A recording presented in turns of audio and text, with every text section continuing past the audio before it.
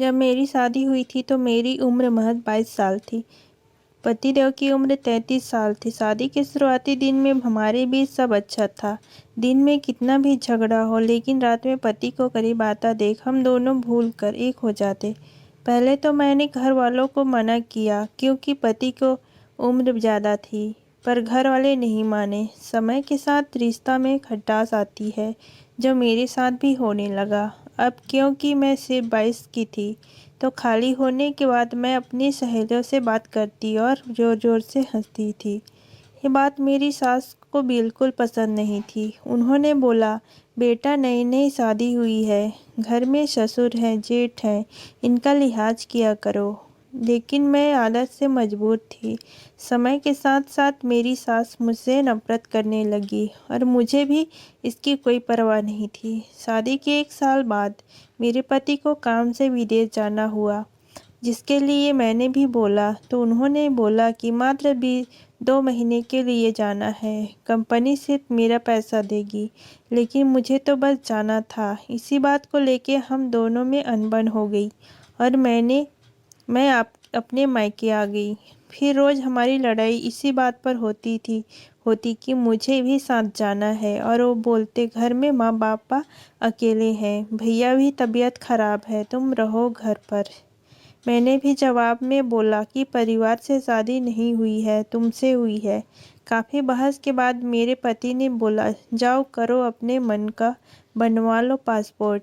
इधर उन्होंने हाँ कहा और मैं निकल ली पासपोर्ट बनवाने। अब जब पासपोर्ट बना तो ये और गुस्सा हो गए और बोलने लगे, तुम सिर्फ अपने मन का करती हो। मैंने बोला, हाँ, मुझे कुछ करने के लिए किसी की ओपिनियन की ज़रूरत नहीं होती। बात आगे बढ़ी और सास तक पहुंची तो उन्होंने भी यही बोला कि तुम अभी चली जाओगी तो मैं अकेली हो जाऊंगी।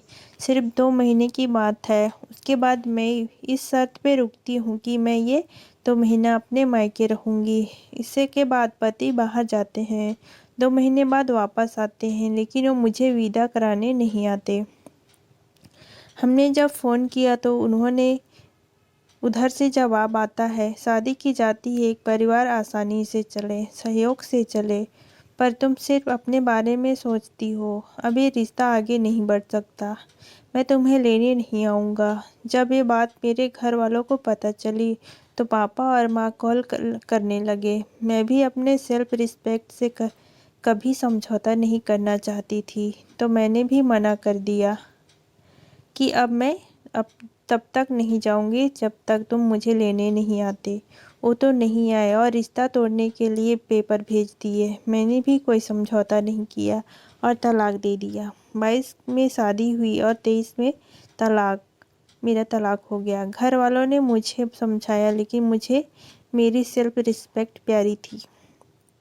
आज मेरी उम्र 30 साल है।